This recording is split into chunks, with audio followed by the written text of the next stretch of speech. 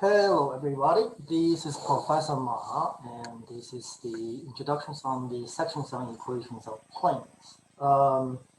Two items are important for these sections. I want to bring it back. First, the dot product, and that is if u and v are two vectors,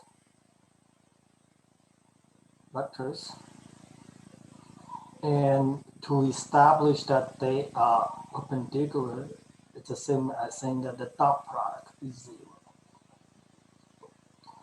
Okay, and the second thing that in three dimension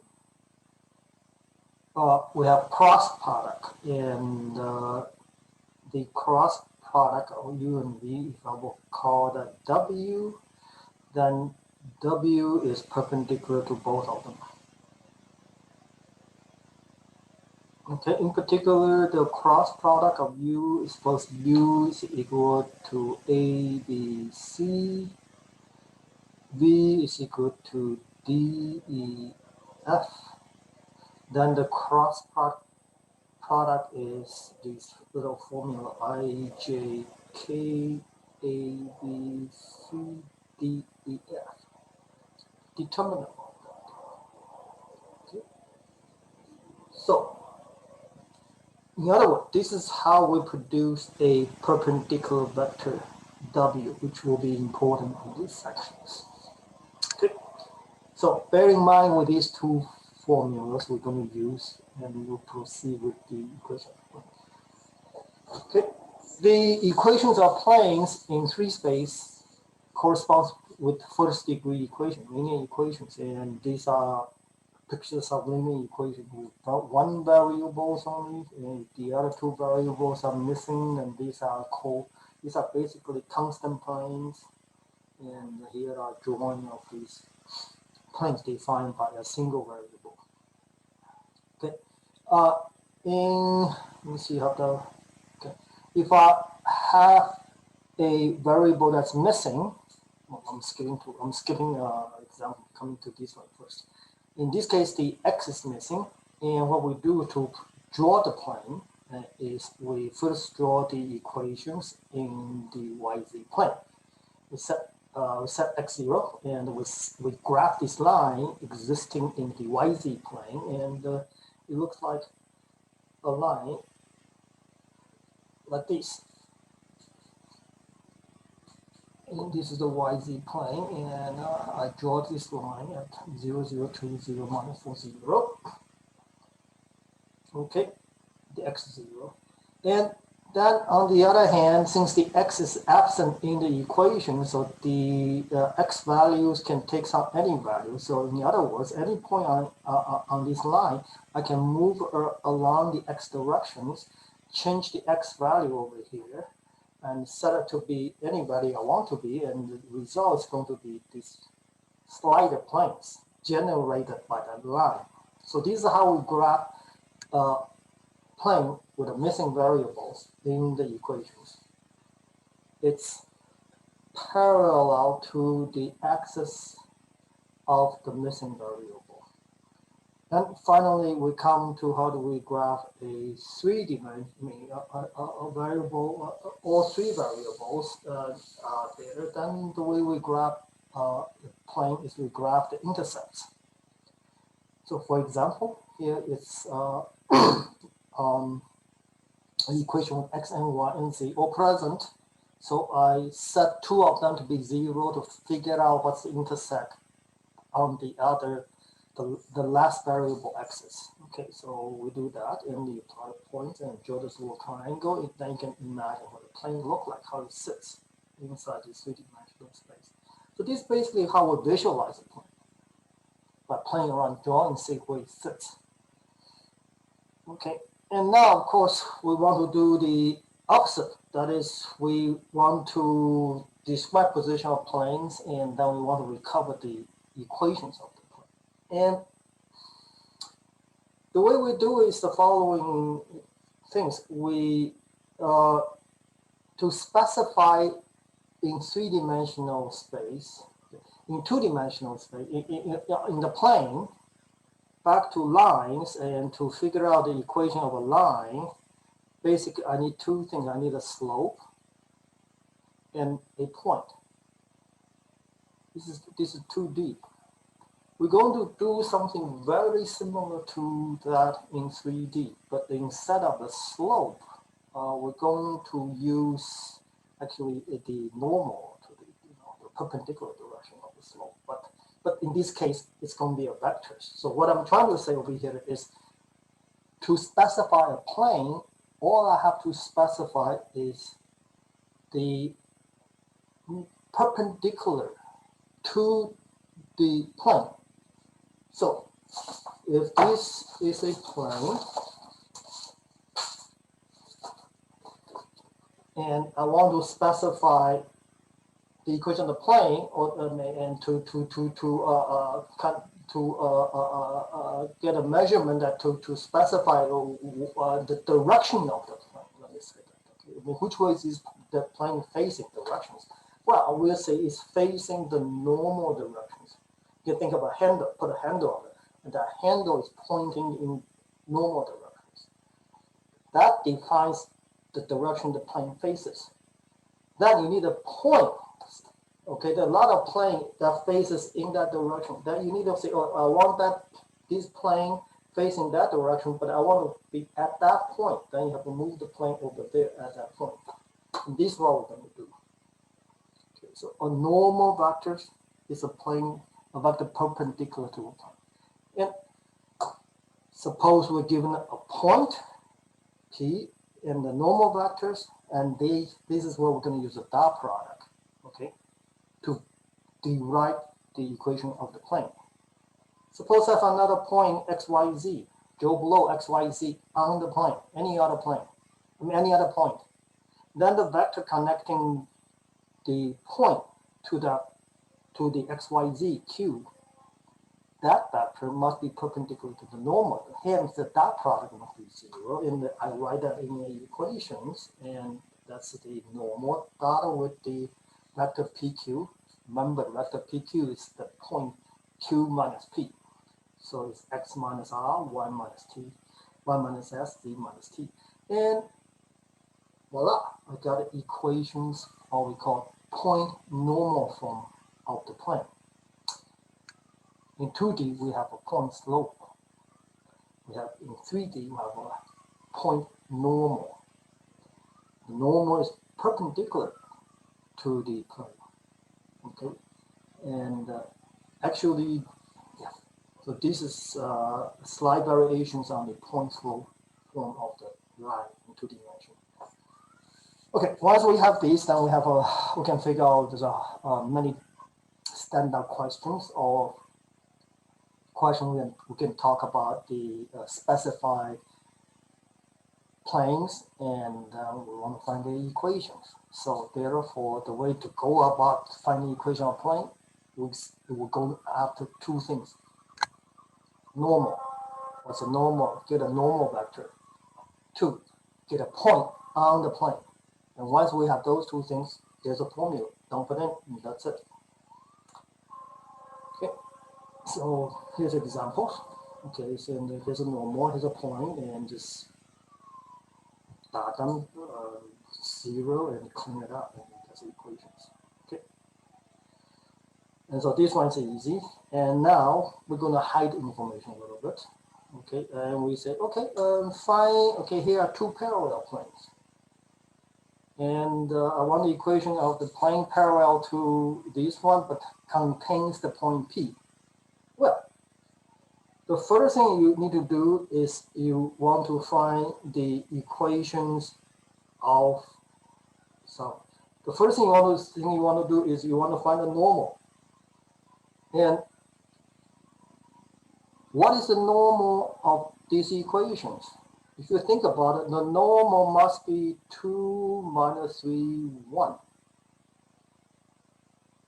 Okay, this must be the normal, because in order to get these equations, it must come from these sets of equations produced like that. It fixes the the coefficients. Okay, anything normal to the plane has the coefficients A, B, C, and these A, B, C tells you what the normals are. So in this case, the normal is 2 minus 3, 1. Okay, and once I know the normal for this plane, this must be the normal for the other plane too. Then I can put the point normal form to figure out the equation of the other plane. Okay, what else? How do we find the equation of 3 points? 3 points make a plane, except when they line up. If they all sit on a line, then there are many, many planes go through them. And here's a picture of such a, if I can find it. Here, there's a line, and if I have 3 points on this line, then there are many, many planes pass through them. Okay, so in this case, we say these 3 points are collinear. That's the line up. But if I have 3 points that's not collinear, that they don't line up, then they will define a plane in space. So if I say that.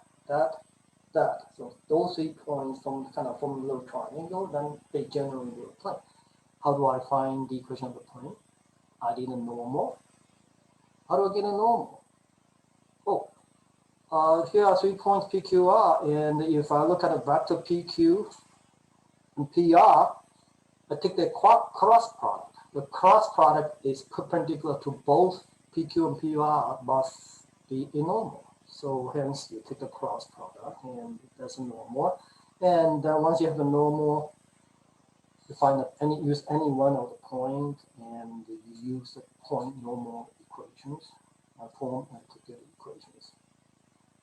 Okay, that's how we find the equation of 3 points. The plane containing 3 points. Okay. And this is obvious. We can justify how whether equations like these are formulas for parallel planes by looking at their normals. And if the normals are in the same directions, 1, 1, 1, 2, 2, 2 are in the same direction, and 3, 3, 3 is the same direction, different length. But if they are the normal of a plane, then those planes are parallel. Okay, so these 2 planes have parallel normal. Well, one is the multiple of the other, so therefore this plane must be parallel. Okay, let's talk about lines a little bit more in free space. When we say parallel lines in space, we not only requires that they don't meet, usually in 2-dimensional space, on a plane, a parallel line is they don't meet. But in 3 dimensions, this is not enough, because in 3 dimensions, we could have something called skewer line. That is 2 lines like that, they don't meet, but they're not parallel. In order for them to be parallel, they has to be like that. They have to sit in the same plane. Okay, and that brings up, we can find another question about plane. That is, if I have 2 skewer lines, there's only, think about it, there's only one plane pass through this line. Okay, that's parallel to this one. In other words, there's a plane here where this line kind of go underneath. You think of this plane as an ice sheet, and think of this as a submarine or something goes underneath, parallel to it. There's only one plane. And which plane is that? That plane is done by do the following things. You take your line. This line gives one direction. This line gives one direction. Put that together. Go this direction, that direction. This is the plane they generate. Okay? Take that plane you generate, you move it up to where the original line position is. So that plane is a parallel plane to the plane you want. So we have these questions. Okay, first, here's a question that justifying two lines are skewed. Okay, and the way we justify and say, oh, they have different directions. Okay, and so then they couldn't be parallel. They could have been in the same plane. Okay, since one point that way, one point that way, and that will have to justify they don't intersect. So you try to say supposed to intersect, and you will wind up with a system of equation with two letters but three equations, and these three equations couldn't be satisfied. Okay, there's only so this is a contradictory equation, so there's no A and B will fit all three. So therefore, it's impossible to have meeting points with all three components are the same, meaning they don't intersect. Okay, so this is how we justify these two lines. First of all, are skewed. The next question is the one we about the parallel planes. Okay, and now let's find the plane containing the line L, but does it intersect the line N? And again, we need a point on the plane. We need a normal on the plane to the plane. And think about what a normal is. That plane was formed. Remember, we have two directions, right? Skew lines. That plane is formed by taking the plane that generated by these two directions of these two lines. That means the normal must be the cross product. In other words, the normal is perpendicular to both of these lines. Okay. First of all, we get a point by, say, arbitrarily plugging 0 to obtain a point on the plane L. And the second, we obtain the normal by crossing these two directional vectors. And once I have a point and the normal, we plug in the equation, we get it. Okay. And then another demonstrations of using the normal vector is we talk about the angles between two planes, and those angles between two planes called dihedral angle. Actually, there are two of them. When you have two plane meetings, like such, and there's an angle on this side and this angle on that side. Okay, and so the angle between these two planes, and usually the smaller ones called the dihedral angle. Of course, then there's a bigger ones, 180, the complements of that. Okay, how do we figure out the dihedral angle? If we think about it, oh, by the way, the dihedral angles is measured by find a point V on the line of intersections, and then find the point B such this is perpendicular, right angle, and then find a point A on the other plane and such that this is also perpendicular. Okay. And then that angle is what we call the dihedral angle. Notice if these two points, if B is here, if A is over here, and if I draw an angle from V to here, and that angle in the space, that's a different angle. That angle is a lot smaller. Okay. So that's how the dihedral angle is measured. If you think about it, the dihedral angle is the angle between the normal. Okay. If I have normals like that, and let me draw this picture of that. I suppose I put a plane like that, and it's just two plane. Then this is easier to see that the dihedral angle are two normal. They're the same thing. In other words, if I have two planes intersecting like that in space, I can always rotate them, and so you can see it directly line up with intersections like that. Then you can see, oh, the angle they make between this and that is the same as a perpendicular angle between them. You just, the angle was like that. You're just not measuring the perpendicular angle, just shift 90 degrees. The two normal, just shift those two edge 90 degrees. So therefore, the dihedral angle is the angle between the normal. And we have the angle between the normal is the using the cosine dot product formulas. The cosine theta of the angle is the unit dot product of the unitized. Okay, so in that I will get the angle. Okay, and so that's it. So this is briefly introduction to the sections on the equations of planes and normals and normal vectors. Very important. Okay, the basis for a lot of things we are going to do about tangent plane. Yeah. Okay, that's it. Bye bye.